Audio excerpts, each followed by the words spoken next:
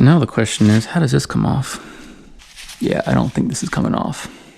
Hey, Basic here. Now, it's been a while since I've made a video about the budget bike, but we're finally back. And yes, we have a fork for the budget bike. This is a RockShox Judy. Obviously, it's in a 29-inch version. And we have a star nut and some stickers. Cool, throw those over here. And look at this beautiful fork. It's fairly entry level, but it still has all the bells and whistles of some higher end forks, including, of course, your compression with lockout, as well as your rebound adjustment. So I am super excited. And I said, this has been by far the most requested video for the budget bike. And I'm really excited to get this on there and see how it performs. So let's get started. I'm gonna put this back in the box so I don't drop it. All right, and we're going to be using the bike stand that we made probably in my last video, I think it was. If you haven't seen that video, check it out. It's pretty cool. It's a fun little bike stand with our tools all built in. So let's grab the bike and we'll get started. All right. Wheel this over here. Bike stand is pretty easy to use. Lift the bike up, hang it by the seat, and you're good to go. So first we need to get the old fork off. To do that, we need to take off the stem right here, and then it should drop right out. Now I don't have new bearings because these bearings aren't very old, and I'm hoping they're gonna be fine to reuse, but we'll see when we get there. All right, let's see. And now you get to see me grab the wrong size Allen key over and over again. So feel free to roast me in the comments. Once these are loose, we'll take off this top cap, and then the fork should just drop right out. These feel pretty loose. Not quite loose enough for the handlebars to spin yet. All right, that should be good. Bottom one, that should be good. This is a little bit larger. I don't know, let's try this one. Yep, that fits. I do like having these all right up here. It makes it really easy to grab, and it's a bit easier to deal with than the that little plastic thing that it came with originally. All right, handlebars are loose, as you can see. All right, I'm gonna throw this in there so I don't lose it. This should lift right off, and this should all come right apart. Now, I have never done a fork before, so this is going to be a learning experience for me as well. And hopefully I don't screw anything up. Realizing now I probably should have taken the brakes off before I did this. Yeah, let's do that real quick. I need something to snip this little zip tie here. All right. This can go away. And then that looks like you. I'm gonna take this. Yeah, I'll take it off right here. That should be fine. So spoiler, I actually have new brakes as well, courtesy of another YouTuber friend of mine. I'll throw a link to his channel. That's Keo's MTB Adventures. Really cool dude. I've gone biking with him a few times. Fun guy to hang out with. So go check out his channel. And I kind of like to mess with him a little bit. So go over there and spam his comment section and tell him that I sent you. That'll be kind of funny. All right, brake bolts go up there. I'm done with this. All right, and this should pop out, I think. Oh, yep, there it goes. All right, we got that fork off. I'll just put this somewhere. Where can I put this? I know where I can put this. I'll put it back up here. Oh, greasy. And I will take these bearings. That should go right there. That seems way too big. Oh, I don't have the bottom piece. So now the question is, how does this come off? Yeah, I don't think this is coming off. And we're back. So apparently there's a tool you can get to take off this bottom race from the front fork. I don't have that tool, and it was actually cheaper to just buy some brand new bearings instead of buying that tool. The brand new bearings were like 10 bucks, so I just got a new set of bearings. I'm gonna leave this one on there. I don't need it. It's gonna be trash. So we're gonna put those new ones on the front, and let's get that assembled. I'm gonna throw this up here for now to get it out of the way. And we need to clean up the old bearing. So I'm gonna leave these little, these bearing races that are in the head tube. They're kind of a pain to get out and they're in fine shape. I'm gonna leave those as is, but we are gonna clean out that old grease because it's kind of gross. So I don't need this one. This is gonna be replaced. I'll just throw that over here. Here's the old bearing. It's got some nasty grease in it. I'm gonna put that over here as well. Ugh, gross. So I'm gonna wipe out all this old grease because it's just kind of gross. I might as well do that while I'm in here. And I'm gonna put some of the that blue Park tool grease in there. I've had pretty good experiences with that grease. I use it on my polygon to get this all nice and clean. I'm not going to put any solvents in there to clean it anymore, because if I leave any solvents in here, that could possibly start to dissolve the new grease that I add in. So simply wiping it with a dry paper towel is good enough.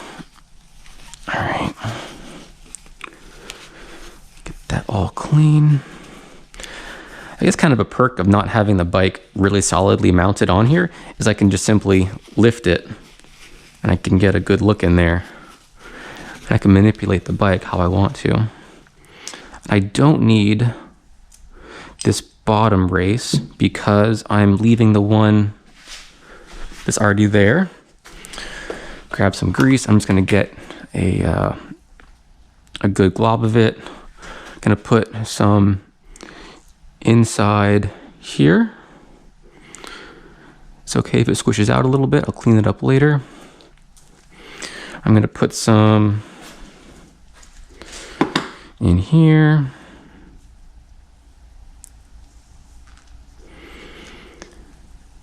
And I'm gonna pack the bearing with some grease as well.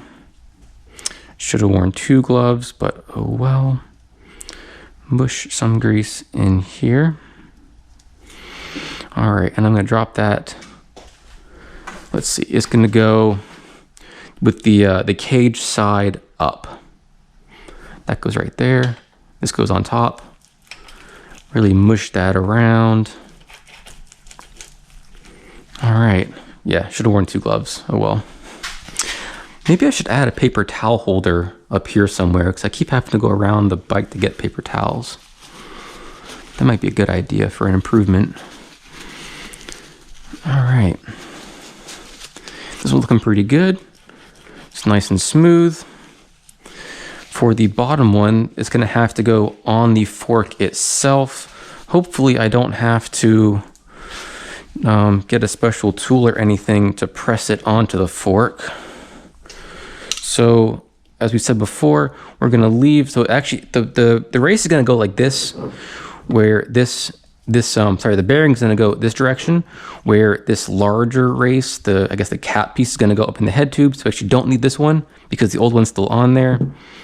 This is the bearing, and then these are gonna go onto here. And I'm pretty sure, yeah, that's gonna be a pain. All right, how do we get this on? I bet you, oh, nice, I already scratched it. I bet you I'm gonna have to like tap this on with something. How am I gonna do that? I'm gonna try and find a something. I'll be right back. All right, so this is what I came up with. I'm gonna put this on here. This needs to be pressed down to be flush with the top of the crown. I have a washer that fits very snugly over this bottom race. And what I'm gonna do, luckily my car jack is actually a perfect fit, try not to scratch it, for this fork. So I'm gonna put that right down that tube, and I'm gonna use this rubber mallet to gently tap the bottom of the crown, and hopefully that'll press this race up into place. And hopefully I don't destroy my brand new fork. All right, so here goes nothing. Out. And now we have a nicely seated bottom race. I need this little dust seal guy. That's gonna go right there. The bearing's gonna go on top. Then the top race goes right here, and that's how that's all gonna work. Put some grease on this bottom race. Cool. Put the bearing on. Get some more grease into that bearing.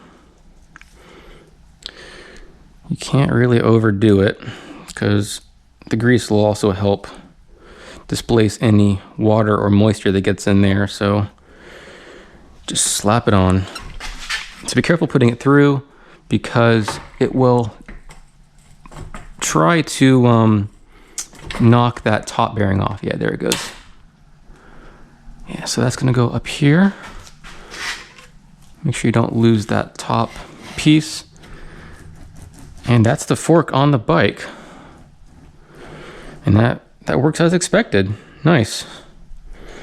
So what I do need to do, because that's gonna fall out if I let go of it, is find a way for that to be held in place. So I couldn't find any bungee cords, but I found a tie down strap. That'll work just fine for holding the fork in place. It's just looped from the top of the frame down to this little plastic thing. That's how it came when it was shipped. And let's see what we want to do for the spacers for the handlebar.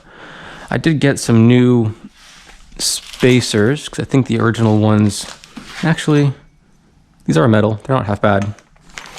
I did get some new ones anyway, so we're going to use the new ones. And I want it to be a little bit higher.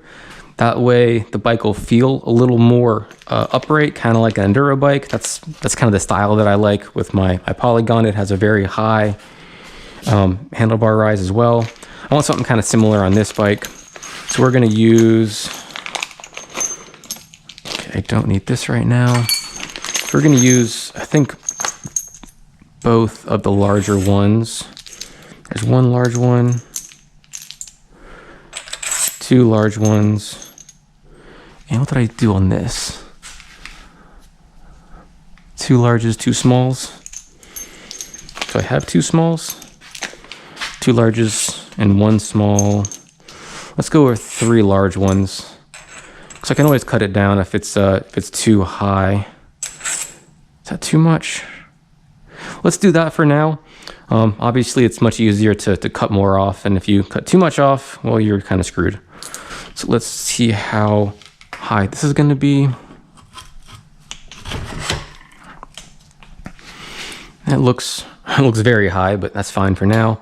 I'm going to mark this, then you cut it just a hair below so it'll all tighten up nicely. So to mark that, I'm going to put a little tiny etch. Just with a screwdriver is fine. Actually, this is more accurate. A little tiny etch right here. That'll give me a very precise line. All right, take this off. I think I'm just gonna try and cut it right where it's at right now because I don't really want to deal with taking all this apart again. Handlebars are just gonna hang for a sec. And I'm gonna cut this, like I said, just a little bit below the line. That way when I put the star nut on and tighten the cap down, it'll pull all of this together nice and tight. The way this thing works, there's a little cutting wheel right here, and you turn it around, tighten it, turn it, tighten it. You'll see. It's pretty easy to use. These things are pretty cheap too. I can throw a link to one of these in the description. I originally got this for cutting my handlebars down, but it'll cut basically anything metal. It doesn't work as well for like PVC piping.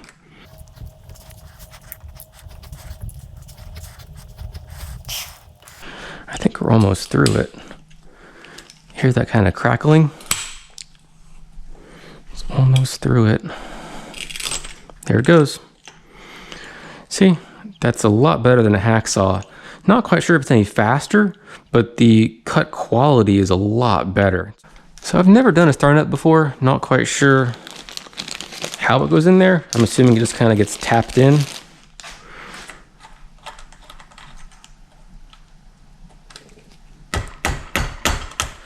All right, so after a lot of hammering, we got that star nut down in there. It kind of mangled the inside of the tube. That's fine, you're not going to see that. That's kind of what they do anyway. They're supposed to clamp outwards. So now we're going to put the handlebars on, like so. Get them more or less aligned to the fork. I'll do that better alignment a little later. Oh, this sagged a little bit.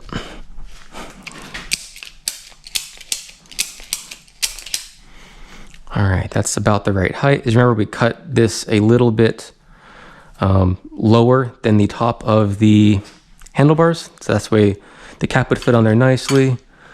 So let's grab our cap. All right, let's grab the bolt. Oh, we're gonna use this cap and the bolt, and that should tighten down on there. I wonder if, so there's a little lip on the bottom of this cap. I'm not quite sure I actually cut it far enough down for that lip, because I think that lip might be hitting the tube right there. So yeah, I'm gonna have to take this off. I'm gonna cut off just a hair more, just to make sure that I didn't screw that up. All right, I'll be right back. So after looking at this for a little while, I do think this is too much of a too much spacer, so I'm going to take off this one, and I cut a little bit more off this to account for taking the spacer out. So let's put the handles back on. I need to get my top cap. That's going to go right in here, and this should hold this whole stack together.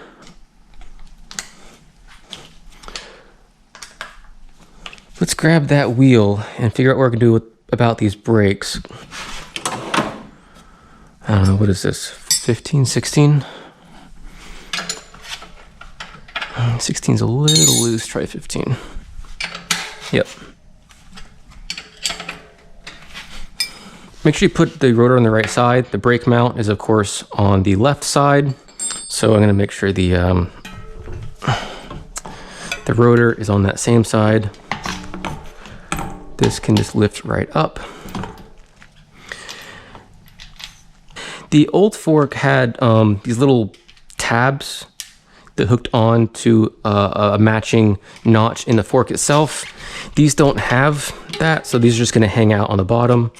When you're doing this, make sure that these little hooks aren't turned upwards, because otherwise those washers won't sit flat.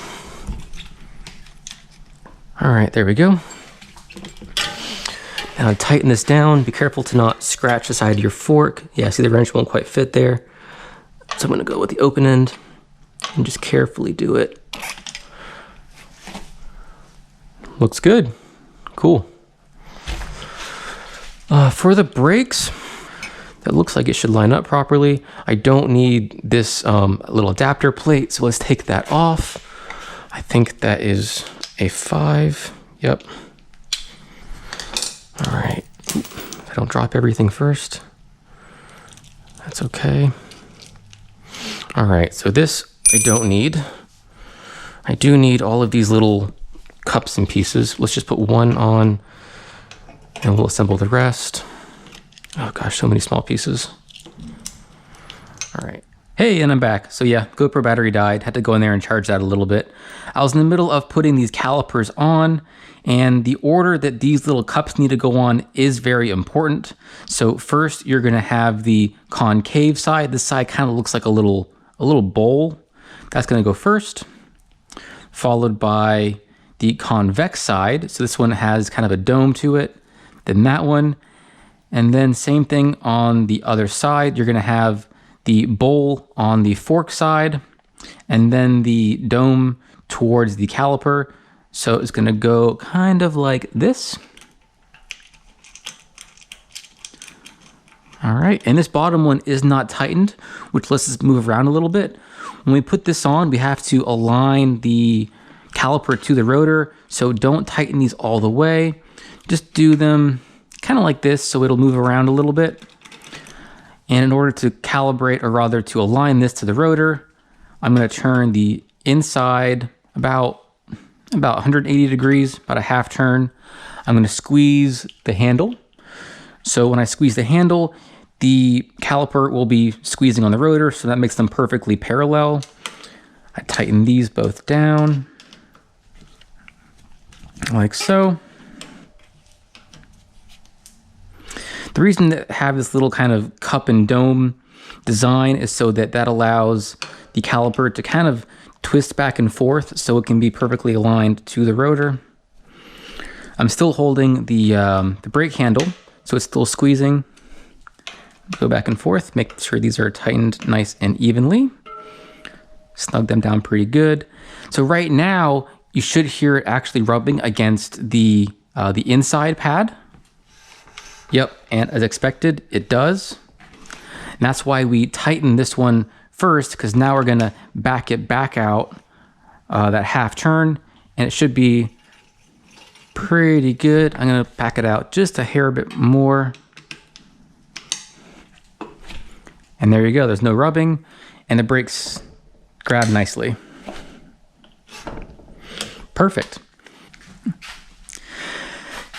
And we're all done. This is it. We got the brand new RockShox Judy. Next up, I'm gonna take this thing for a test ride, do some tuning on the fork and see how it feels. After that, I've got some brake upgrades I wanna do on this bike, but first, those brakes, I got them used. They need a little bit of love and attention to make them look nice and function properly, so I'll do a video on that as well. In any case, I know it's been a while since I've posted. Hopefully I'm gonna get back on track posting videos more frequently. Thank you so much for watching, and have a great day. Hey, Basic here. We're back, and it's been a while since I've made a